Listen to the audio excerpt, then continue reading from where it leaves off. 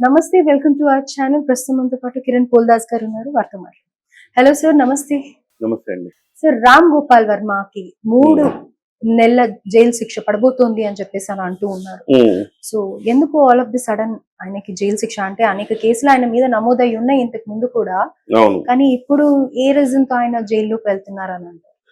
అది ఎప్పుడుదో 2018 కేసు, అది check bounce case. Mahesh చంద్ర అనే వ్యక్తి ఈ సినిమా తీస్తానని మాయ మాటలు చెప్పి నా దగ్గర డబ్బులు తీసుకున్నాడని చెప్పేసి వేశాడు. సో అప్పటి నుంచి మహేష్ చంద్ర అనే వ్యక్తి వేసిన కేసు అప్పటి నుంచి నడుస్తుంది.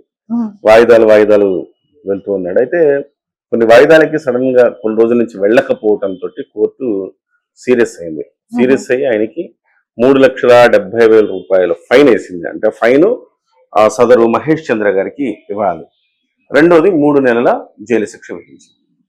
సో ఒకవేళ కనుక 3,70,000 రూపాయలు చెల్లించకపోతే మరో 3 నెలల జైలు శిక్ష అదనం. అంటే 6 నెలల పాటు జైలు శిక్ష, జైలుకి వెళ్ళబోతున్నాడు 6 నెలలు అని మనం అనుకోవచ్చు. సరే, మనము ఈ విషయాలు చూస్తే, న్యాయపరంగా చూస్తే వీటికి చెక్ బౌన్స్ కేసులు చాలా serious offence. Serious offence, arrest కూడా చేయొచ్చు. సో డెఫినెట్ గా అరెస్ట్ అని చెప్పేసి చాలా మంది అంటున్నారు. కానీ కొన్ని అవకాశాలు కూడా ఉన్నాయి అరెస్ట్ కాకుండా తప్పించుకోవటానికి. ఆ మహేష్ చంద్రతో మాట్లాడుకుని కొంత అమౌంట్ ఏదో పే చేసి, ఇదిగోండి కొంత అమౌంట్ పే చేసాం, మరి కొంత మాకు గడువు కావాలి, పలానా రీజన్ వల్ల మేము అటెండ్ కాలేకపోయాం అని చెప్పేసి వాళ్ళ లాయర్ తోటి మళ్ళీ ఒక అఫిడవిట్ లాంటివి వేయించవచ్చు, అవకాశం ఉంది.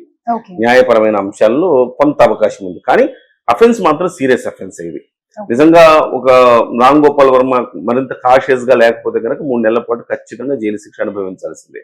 అయితే ఇలాంటి విషయాల్లో రామ్ గోపాల్ వర్మ చాలా తెలివిగా ఉంటాడు. ఫైబర్ నెట్ దాంట్లో వీటిల్లో కూడా రామ్ గోపాల్ వర్మ తప్పించుకోవడానికి ప్రయత్నం చేశాడు కదా.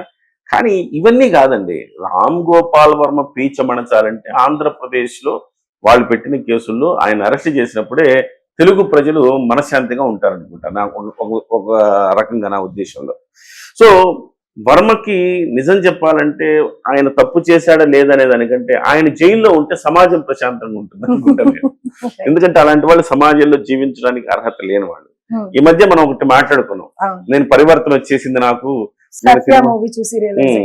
చూసి పరివర్తన వచ్చింది, నేను ఇంకోసారి ఇలాంటి సినిమాలు తీయను, చాలా మంచి సినిమాలు తీస్తాను, మీరందరూ గర్వపడే సినిమాలు తీస్తాను అని అన్నాడు.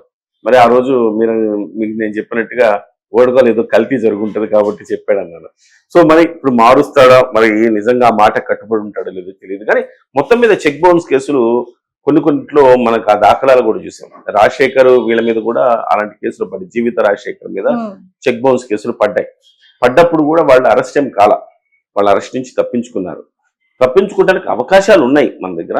అయితే అవకాశాలను సద్వినియోగం చేసుకోగలిగితే సరే. లేదు నేను జైలుకి వెళ్తా, లాస్ట్ టైం ఏమన్నాడు, నేను జైలుకి వెళ్తాను, జైలుకి వెళ్ళి అక్కడ జైలు జీవితం మీద ఒక పుస్తకం రాసుకుంటా, లేకపోతే జైలు జీవితం మీద ఒక కథ తీస్తాను, అక్కడంతా ఈ ఖైదీలందరినీ కూడా ఇంటర్వ్యూ చేస్తాను, ఇంటర్వ్యూ చేసి దాన్ని కథా వస్తువుకు తీసుకొని వచ్చిన తర్వాత సినిమాలు తీసుకుంటా అని చెప్పాడు. పారిపోయాడు. అది పారిపోవడం అనేది ఆయన హక్కు అంటాడు. మళ్ళీ పారిపోవడం అనేది నా హక్కు, సో నాకు అవకాశం ఉంది కాబట్టి పారిపోయాను. ఇక అవకాశం లేక నన్ను అరెస్ట్ చేశారనుకోండి, అరెస్ట్ చేస్తే నేను సినిమాలు తీసుకుంటాను, అక్కడ కథలను బట్టి ఆ ఖైదీల నుంచి కథలను సేకరిస్తాను, సినిమాలు తీసుకుంటాను అన్నాడు. సో ఏ ఎండ కాకూడదు అంటే సమాజం పట్ల కనీస బాధ్యత లేని వ్యక్తి రామ్ గోపాల్ వర్మ. అతను అరెస్ట్ అయితే ఏంటి, అవ్వకపోతే ఏంటి అని మనం అనుకోవచ్చు. కానీ సమాజం అతను అరెస్ట్ కావాలని కోరుకుంటుంది. ఎవరైనా అరెస్ట్ కావాలని కోరుకుంటారు సమాజం, కానీ ఆయన అరెస్ట్ కావాలి అని కోరుకుంటుందంటే సమాజంలో ఆయన పట్ల ఎంత జుగుప్సాకరమైన అభిప్రాయం ఉందో మనం తెలుసుకోవచ్చు. సో ఇది ఒక్కటే కాదు, ఇవాళ నారా లోకేష్ గారి బర్త్డే. ఈ నారా లోకేష్ గారి బర్త్డే సందర్భంగా చాలా మందికి గుర్తొచ్చేది ఏంటంటే రామ్ గోపాల్ వర్మ తీసిన సినిమాలు. అన్యాయంగా నారా లోకేష్ గారిని పప్పు అంటూ హేళన చేస్తూ, బాడీ షేమింగ్ చేస్తూ తీసిన సినిమాలు ఉన్నాయి. సో ఇవన్నీ కూడా మనం పరిగణలోకి తీసుకుంటే ఖచ్చితంగా అతన్ని అరెస్ట్ చేయాల్సిన అవసరం ఉంది అనిపిస్తుంది అనమాట. ఈ చెక్ బౌన్స్ కేసులు అరెస్ట్ చేస్తారో లేదో నాకు తెలియదు. కానీ మొత్తం మీద ఆంధ్రప్రదేశ్ లో ఆయన మీద నమోదైన అభియోగాల నేపథ్యంలో ఖచ్చితంగా ఒకసారి అయితే ఆయన అరెస్ట్ చేసే అవకాశం అయితే ఉంది. సో చూద్దాం, ఆ తరుణం కోసం అందరూ తెలుగు ప్రజానీకం వెయిట్ చేస్తాం. చూద్దామని అంటారా? Right sir, thank you.